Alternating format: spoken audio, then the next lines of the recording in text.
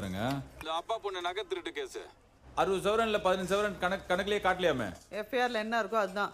அதெல்லாம் உங்ககிட்ட சொல்லணும்னு அவசியம் கிடையாது. மேடம் எஃப்ஐஆர்லயே 15 சவரன் கம்மியா தான் காமிச்சு. நீ முதல்ல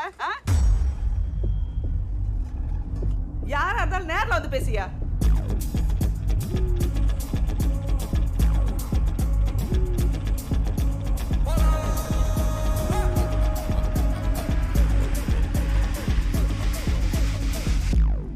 கௌரி எங்க?